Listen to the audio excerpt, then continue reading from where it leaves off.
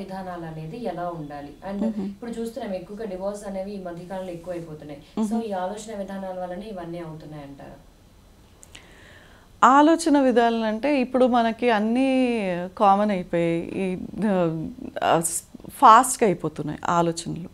Okay, ఇంతకుముందు ఫ్యామిలీస్ని చూస్తే society ఎలా ఉండేదంటే, అది కరెక్టా కాదా అని నేను చెప్పట్లేదు, సొసైటీ ఎలా ఉండేదంటే మన గ్రాండ్ పేరెంట్స్ టైంలో గ్రాండ్ మదర్ ఎలా ఉన్నా గ్రాండ్ ఫాదర్ ఎలా ఉన్నా వాళ్ళు అలానే బతికేస్తారు. ఒకటి, వాళ్ళకి యాక్సెప్టెన్స్ లెవెల్ ఎక్కువ. రెండోది ఏంటంటే ఆ టైంలో డివోర్స్ అనేది చాలా ట్యాబు. వాళ్ళు దాని గురించి ఆలోచించేవాళ్ళు కాదు. ఆ ఫ్యామిలీ ఎలా ఉన్నా సరే మనం ఇలానే బతికేసేయాలి, లైఫ్ బయట తెలియకూడదు. ఆ ఫ్యామిలీలో ఏది ఉండనివ్వండి, ఆల్కహాలిజం ఉండనివ్వండి, లేకపోతే బయటికి వెళ్ళి అంటే వేరే లేడీస్తో వెళ్ళడం కానీ వేరే జెంట్స్తో వెళ్ళడం కానీ, అది ఉన్నా కూడా వాళ్ళు బయటికి పెట్టేవాళ్ళు కాదు. ఫ్యామిలీ అలానే దాన్ని కవర్ చేసేసి ఓకే మా ఇల్లు మా ఫ్యామిలీ ఇది, ఓకే అలా ఉండేవాళ్ళు. నెక్స్ట్ జనరేషన్కి వచ్చినప్పుడు వాళ్ళకి డివోర్స్ అనేది ఓకే, మనం ఒకవేళ మనం వీళ్ళతో ఉండలేము అని అనుకుంటే, ఈ ఫ్యామిలీతో ఉండలేము. ఎందుకంటే ఇండియాలో ఇప్పుడు కూడా మ్యారేజ్ అనేది ఒక వ్యక్తితో జరగట్లేదు, ఆ ఫ్యామిలీతోనే జరుగుతుంది. Both sides, male or female కదా. సో అలానే వీళ్ళు ఓకే మనం వీళ్ళతో మనం ఉండలేము, మనం వెళ్ళిపోవాలి అని అనుకుంటే ఈరోజు ఛాన్స్ ఉంది అది చేయడానికి. సో నెక్స్ట్ ఎలా అయిపోతుందంటే, ఇప్పుడు మా దగ్గరకు ఒక ఫ్యామిలీ హస్బెండ్ అండ్ వైఫ్లో ఏదో ఒక ప్రాబ్లం వచ్చింది. వాళ్ళు బిజినెస్ ఇద్దరు మేనేజ్ చేస్తారు, దానివల్ల వాళ్ళకి ఆర్గ్యుమెంట్స్ ఎక్కువ అయిపోయి వాళ్ళకి ఏదో ఒక ప్రాబ్లం వచ్చింది.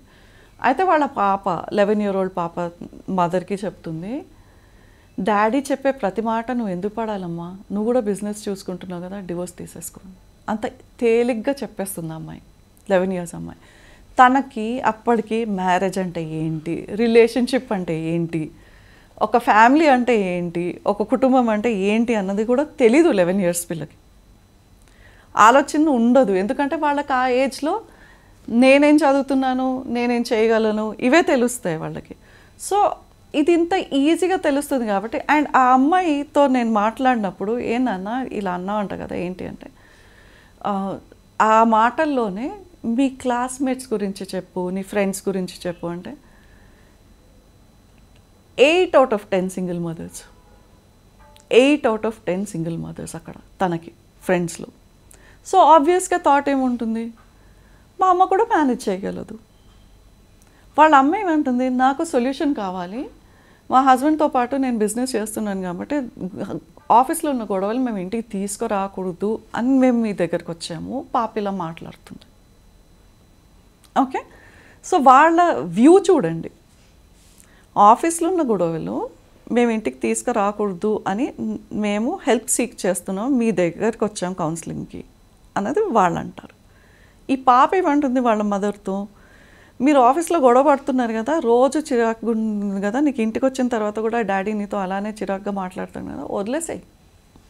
అది ఆలోచన. ఒక్కటేంటంటే మనం తెలుసుకోవాల్సింది, లైఫ్లో ఇవాళ మనకి ఓపిక తక్కువ ఉంది. ఒక పేషెన్స్ అనేది చాలా పెద్ద వర్చ్యూ అని అంటారు కదా. ఎందుకు, మనతో ఉన్న వాళ్ళు ఎలా ఉన్నా కానీ మనం అలా అడ్జస్ట్ అవుతూ పోతుంటే ఒక టైంలో వాళ్ళకు కూడా తెలుస్తుంది మనం చేసేది ఇది కరెక్ట్ కాదు, మన దీన్ని మార్చాలని. కొన్ని కేసెస్లో డివోర్స్ తప్పదు, అబ్యూస్ కేసెస్లో కానీ డౌరీ కేసెస్లో కానీ వాటిలో డివోర్స్ తప్పదు, తీసుకోవాలి. కానీ అడ్జస్ట్మెంట్లో, ఫ్యామిలీ అడ్జస్ట్మెంట్లో, ఫ్యామిలీ సెంట్రిక్ ఇష్యూస్లో, ఇద్దరు హస్బెండ్ అండ్ వైఫ్ మధ్యలో వాళ్ళు రెడీగా ఉన్నారంటే, వాళ్ళు అడ్జస్ట్ చేసుకోవడానికి రెడీగా ఉంటే అక్కడ మనం వాళ్ళకి అడ్వైస్ ఇవ్వాల్సింది ఏంటంటే ట్రై. ఇప్పుడు డివోర్స్ కోర్ట్ కూడా మనకు టైం ఇస్తుంది, వెళ్ళి ఆలోచించుకున్నాండి మేము డివోర్స్ తీసుకునే లోపలని కదా.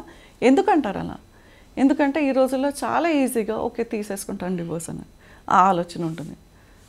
సో అది అలా కాకుండా మనం ఏం చూడాలంటే, మనకి లైఫ్లో మనం ఎలా కోఆపరేట్ చేయాలనేది చూసి మనం, ఎందుకంటే ఈ చిన్న విషయాల్లో పాప ఈరోజు ఇలా మాట్లాడుతుందంటే టుమారో తన లైఫ్ ఎలా ఉంటుంది, తను ఎలా ఆలోచిస్తుంది, అది కూడా మన బాధ్యతనే. సో వాళ్ళకి ఏం నేర్పించాలి మనం, అది కల్చర్ ఒక్కటే కాదు, అది మన ఫ్యామిలీలో జరుగుతున్నవన్నీ చూసి పిల్లలు అలా మాట్లాడతారు. సో కొన్ని ఫ్యామిలీస్లో అయితే 2 రోజులకి ఒకసారి హస్బెండ్ అండ్ వైఫ్ కొట్టుకొని నేను నీకు డివోర్స్ ఇచ్చేస్తానని అంటారు, కానీ వాళ్ళు తీసుకోరు డివోర్స్. కానీ వాళ్ళ పిల్లలు ఏం చేస్తారంటే ప్రతిసారి అదే వాడతారు, వాళ్ళతో వెనక్కి పేరెంట్స్తో మాట్లాడుతున్నాం నేను వెళ్ళిపోతాను. సో పిల్లలు ఏం చేస్తారంటే మనం చేసేది చూసి అలానే రియాక్ట్ అవుతారు, కాబట్టి మనం కూడా కొంచెం జాగ్రత్తగా ఉండాలి.